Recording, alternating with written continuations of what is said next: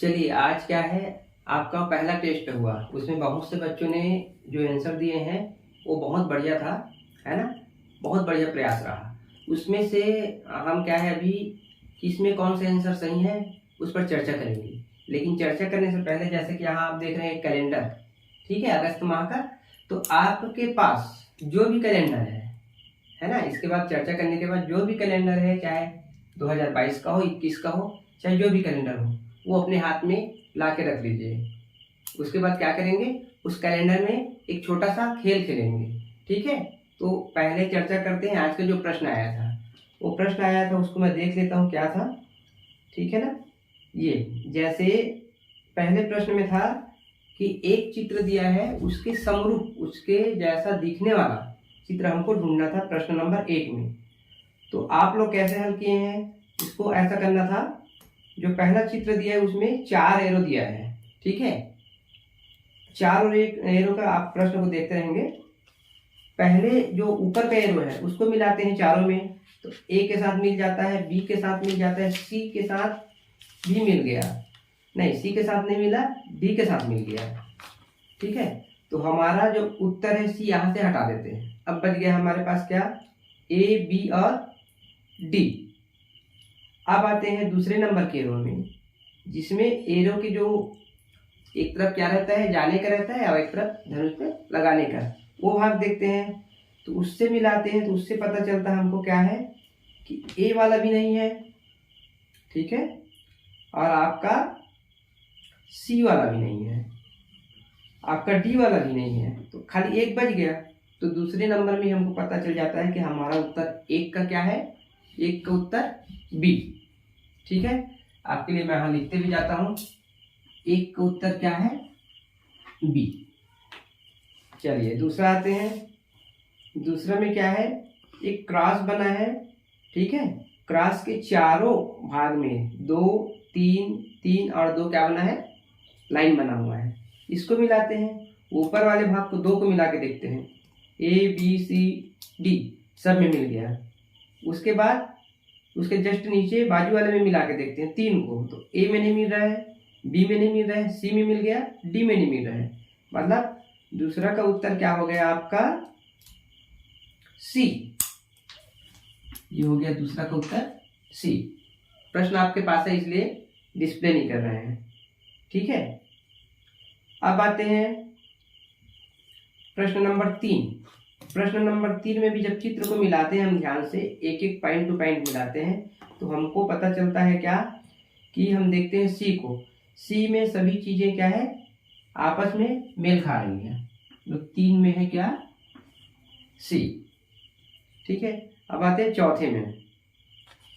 चौथा नंबर जो प्रश्न है उसको मिला के देखते हैं, तो यहाँ भी जो मुख्य है ना चित्र है, उसमें एरो जो है चारों तरफ बाहर की ओर जा रही है। अब यहाँ ध्यान से हम देखते हैं, ए में एक एरो अंदर है, बाकी बाहर, बी में एक एरो बाहर, एक एरो अंदर, सी में एक एरो अंदर, एक एरो बाहर, और डी में चारों एरो बाहर की ओर है। तो चौथे नंबर का उत्तर क्या है, चौथे नंबर का उत्तर हो गया आपका डी। अब आते हैं 5वें नंबर में, अंक गणित में। अंक गणित में हमने 5वें नंबर में आपसे पूछा था कि 7 अंक का है बड़ी संख्या, तो 7 बार 9, ठीक है, और 4 अंक की छोटी संख्या मतलब 0 0 0 1 मतलब 1000। तो जब अपन 1000 घटाए तो इसका उत्तर क्या आया, डी, 999 तो 5वें का उत्तर है आपका डी। यदि किसी को लगे कि इसको समझाने की आवश्यकता है तो आप मेरे को मैसेज कर देना, मैं आपको प्रश्न समझा के आपके नंबर में भेज दूंगा, ठीक है। 6वां नंबर, 6 अंकों की बड़ी से बड़ी संख्या तथा 5 अंकों की बड़ी से बड़ी संख्या। 6 अंक की बड़ी से बड़ी संख्या क्या होगी, 6 बार 9, 6 टाइम्स 9, और 5 अंक की बड़ी से बड़ी संख्या तो 5 टाइम्स 9, तो 9 9 9 ऐसे 6 बार लिखे, और उसके नीचे में 5 बार 9 लिखे। तो 5 बार 9 को जब घटाएंगे तो 0 0 0 5 बार आएगा, और आखिरी में आएगा क्या, 9।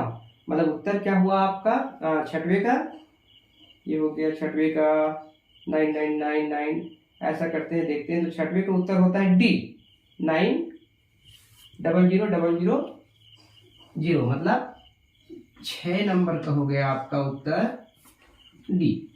ठीक है, अब आते हैं सातवें में। सातवें का है अनुच्छेद है, जिसमें बोला गया है कि मनोरंजक का समानार्थी, समानार्थी मतलब समान अर्थ वाला। ठीक है, समानार्थी मतलब समान अर्थ वाला। तो यहाँ मनोरंजक, मनोरंजक मतलब क्या होता है? मनोरंजन जो होता है ना, मनोरंजक मतलब जो मनोरंजन होता है वो हमारे मन को भाए, उसको क्या बोलते हैं? मनोरंजक। यदि हम टीवी देख रहे हैं और हमारे मन को भाए तो हम बैठते हैं, और मान लो मन को नहीं भाता तो तुरंत क्या करते हैं? चैनल चेंज कर देते हैं। और जो मन भावक रहता है, जो मनोरंजक रहता है, उसको क्या है? देखते हैं। तो यहाँ ये 7 नंबर में कुछ बच्चों ने क्या किया था? डी को उत्तर दिया था, जो दृश्य अवलोकन है, और उत्तर गलत है। जबकि उसका उत्तर क्या है सही? बी, मन भावन। ठीक है, 7 नंबर में है आपका उत्तर बी, मन भावन। 8 नंबर में आते हैं। 8 नंबर में स्थानों की यात्रा करना प्राचीन भारत में पवित्र माना जाता है। कौन से स्थानों की? तो तीर्थ स्थान। ठीक है, अब तीर्थ स्थान दिया है क्या 8 नंबर में? बी। 8 नंबर में क्या दिया है? बी। आते हैं 9 नंबर प्रश्न। लोग यदि अधिक से अधिक क्या करें तो उन्हें दूसरे के साथ एकता का अनुभव होता है। पर्यटन, बातचीत, खेल और प्रश्न। तो हमने बार बार कहा था इस पैराग्राफ के अनुसार कि पर्यटन पर्यटन पर्यटन, मतलब क्या आएगा आपका उत्तर 9 में? पर्यटन कहां पर लिखा है? 9 में ए। ठीक है, अब आते हैं 10वां प्रश्न। अब 10वां प्रश्न में देखते हैं क्या लिखा है। ऋषि वह व्यक्ति है जो होता है विद्वान होता है, चतुर होता है, स्वतंत्र होता है कि धूर्त होता है? तो स्वाभाविक है, ऋषि मुनि क्या होते हैं? विद्वान होते हैं। तो इसका उत्तर क्या आएगा 10 का ए।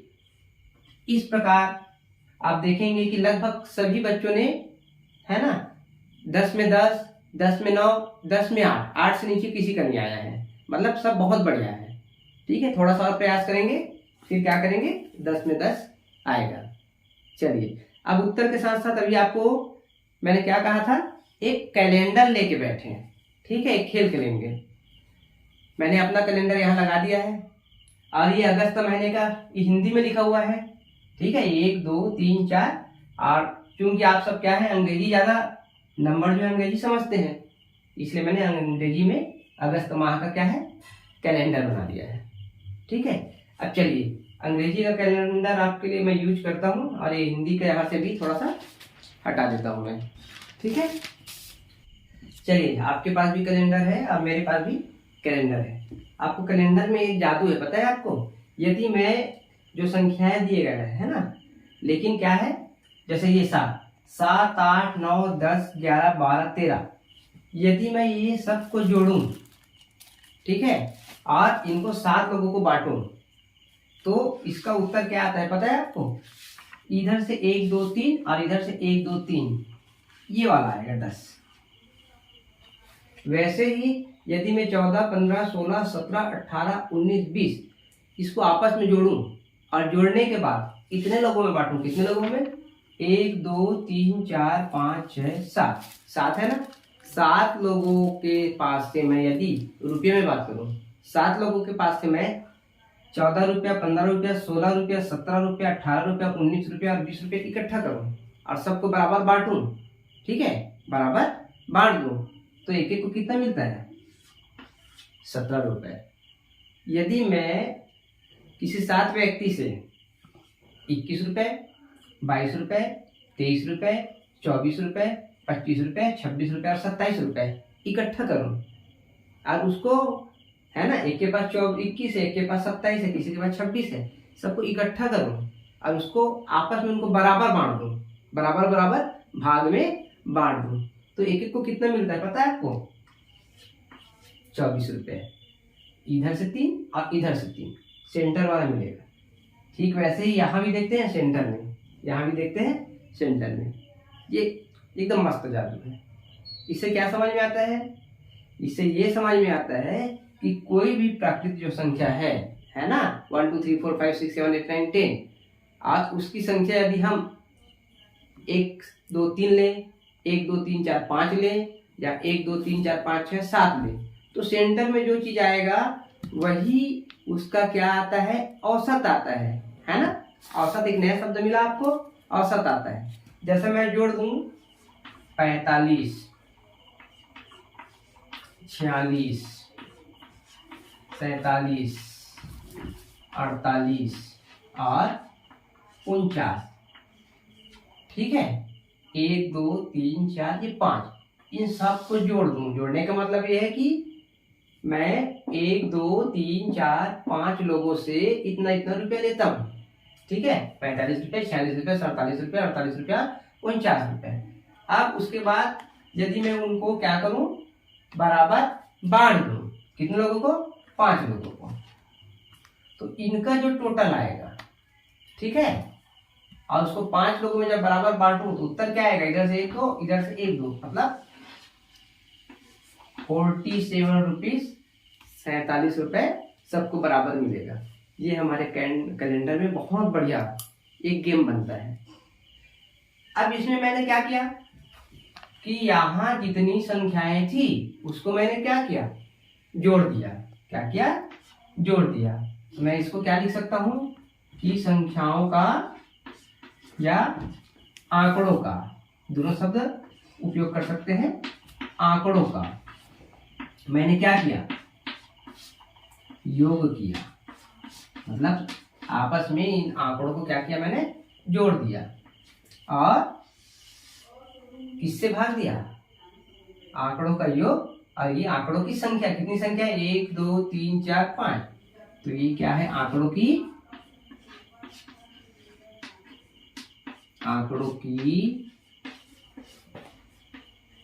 संख्या।